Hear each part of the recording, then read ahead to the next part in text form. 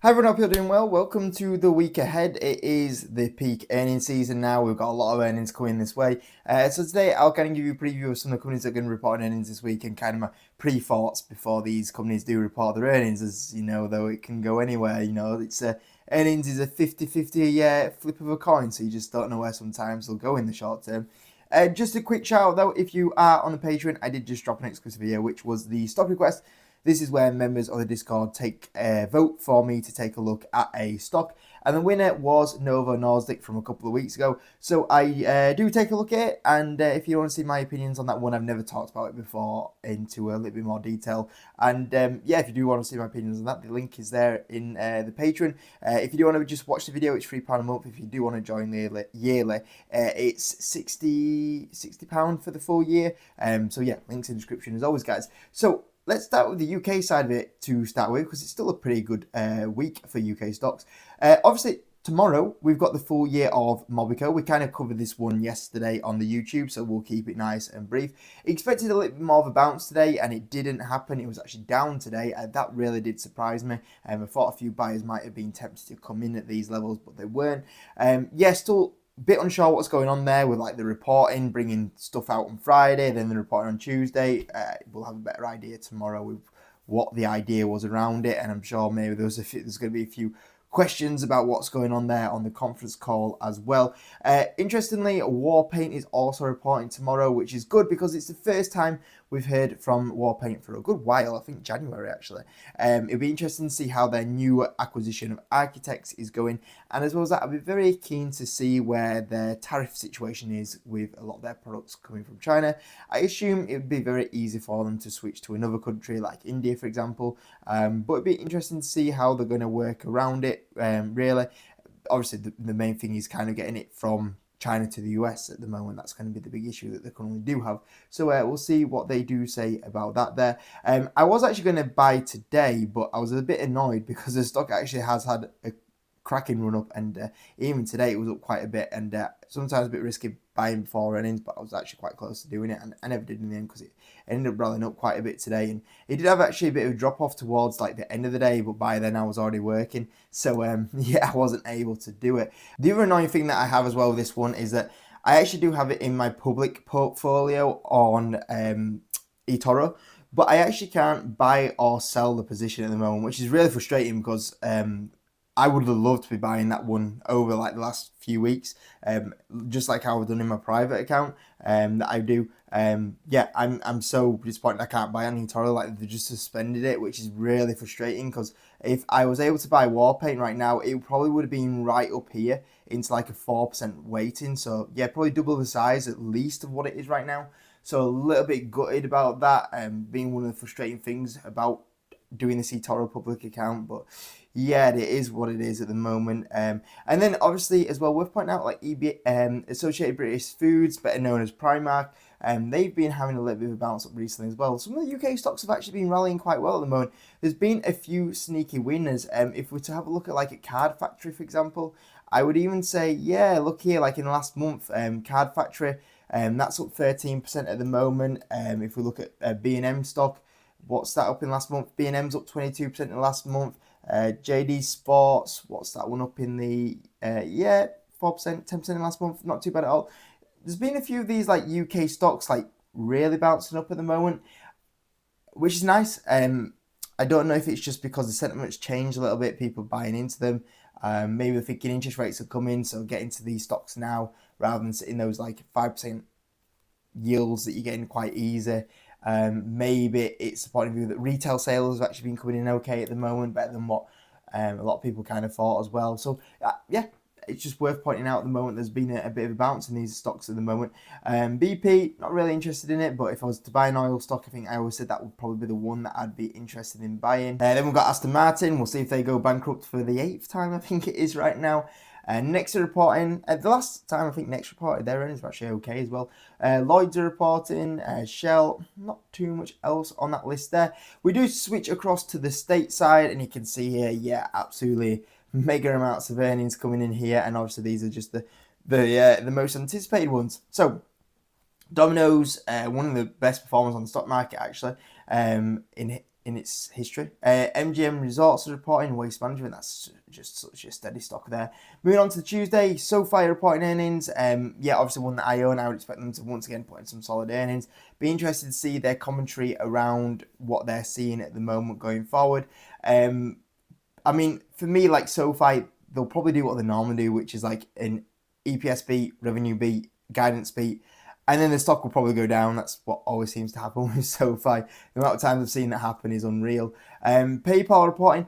PayPal's one that I'm on the fence about. Do I get back into at some point? It's down back at 16 times earnings. I'm sure most of you guys are aware. I sold my shares out just around about the start of January when it topped up around about $90. I just saw 3 poor quarters where one after one it was just getting worse and worse for me, and then the stock fell down pretty dramatic. It's had a bit of a spike up since then, to be fair, but I'm glad I kind of sold out there. Now it's fallen back down to 16 times earnings. I'm kind of tempted. I think I always want it slightly lower. When it did start going into that 58 range, that's where I did kind of consider it, and I think that's where I would have to consider it. 50. If you gave me like 50, I would 100% probably buy back in then, to be fair, just because of how low it would be on a P ratio. You know, it'd be down to probably like 12 times earnings, and on a forward P, probably like towards 9 times earnings, and then with the share buyback on top. But the concern I always have with PayPal at the moment is that, 1% growth expected. That's so poor. Like when Alex Chris came in, like this company growing like 9-10% growth, and my thesis is like with some of the new products, they only need to get to like 11% growth and grow out like a little bit more EPS and the stock will fly. And it's done totally the opposite. Like the EPS growth has slowed down, the sales growth has slowed down. And don't get me wrong, like they could still do well with this EPS growth, but they're not doing as well as what I thought they would. They wouldn't have the metric expansion I thought they would. And yeah, it's just not as strong. And it needed a re-rating because of that, and it's kind of got it. Growth is expected to start going back in the direction. EPS slight tick up as well, but I always had the concern in the last one, like they pulled any sort of like revenue guidance out the numbers. So if you pull in revenue guidance out the numbers, like that's just a major concern, because that's like, yeah, we don't want you to know what we're actually going to be growing at, and then obviously up to 3% at the end of the year. But if they are able to kick on with some of the new products, like next year, if they did 6% growth, that'd actually be not too bad at all. It's important to see like where some of these new products are, like with the advertising business that they're trying to build up and stuff like that. So I'll be watching it. I don't know if I'll be buying it. We'll see. UPS are reporting. They're great indications on where the economy are at the moment. So I'll definitely be keeping a look at them guys. Coca-Cola. I mean, Coca-Cola is interesting. We'll see what's happening with Coke. But I mean, Pepsi right now. You look at these guys. It's very rare that I can't even remember a time that I've been in the market where I've seen Pepsi fall 31%. Like even during like the COVID stuff, I don't think like it might have fallen that much potentially.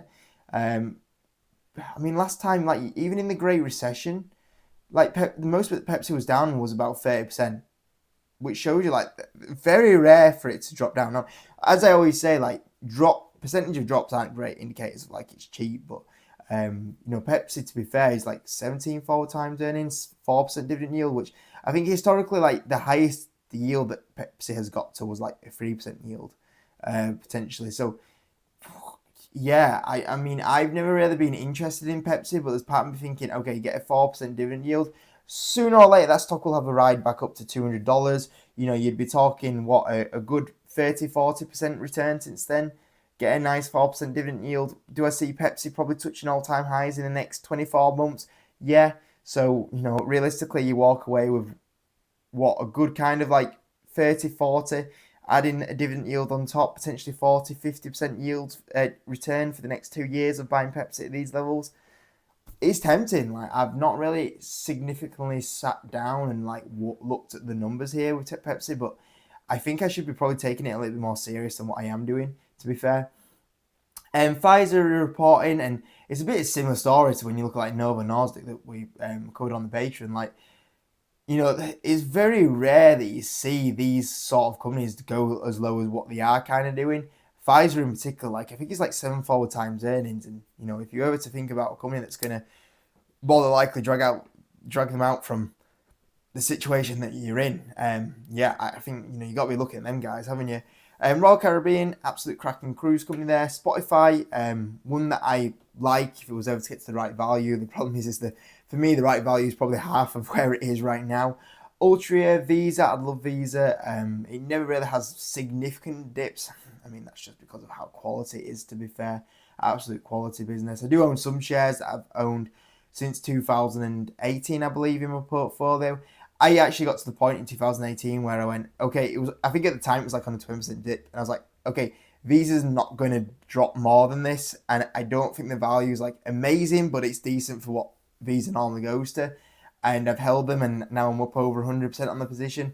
And that's just a prime example that sometimes, I guess, with quality, you've got to buy the real quality businesses. Realistically, that you're never going to get them at like cheap prices.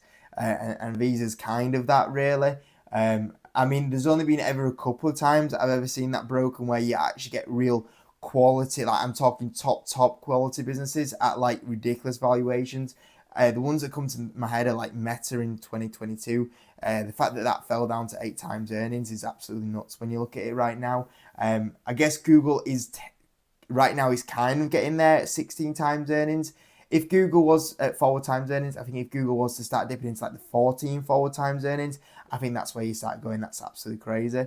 I'm trying to think of any more. I mean, Microsoft, they had a bit of a time during like 2012 to 2018 where, because I forgot the CEO that came in and like wasn't a great talk and messed it up a little bit during that time frame. And then also they fell a bit behind the iPhone, but by then they started creating some products that started doing well for them, like the cloud and all that. Which for a time frame, I think Microsoft then that started falling down to like 16, 14 times earnings. People saying that Microsoft, is nuts in it. You go through these time periods and you forget, like, the reason why Meta went down to 8 times earnings because people said it was a dead company and said that TikTok was going to eat them up.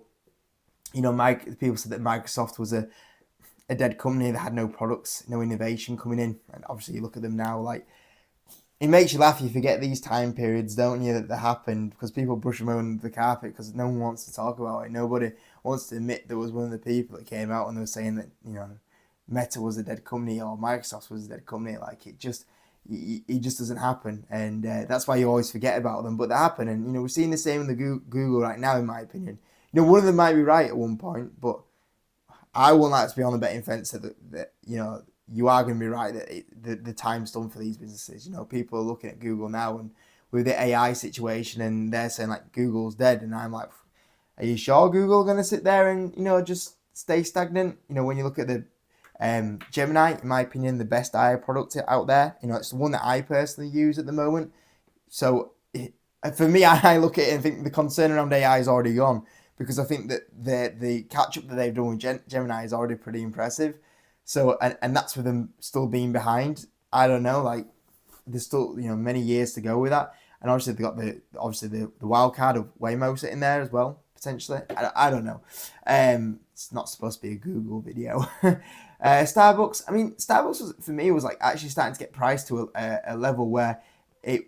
Like $115. Like I was like, this was getting priced to a level. I was looking and thinking the pricing in, like the CEO's done his turnaround on the stock yet, and I was looking and thinking, well, financially, revenue was still flat, net income was still down 23%. Like this still ain't completely done this turnaround here, and yet the market, in my opinion, was starting to value it like the turnaround was done, which is crazy. I had a bit of a reality check down to $83 again now. Yeah, I mean, I like Starbucks. I've owned it. I owned it last year, and I made some quick money off it, and I just walked away because I thought this is getting valued too high way too quickly.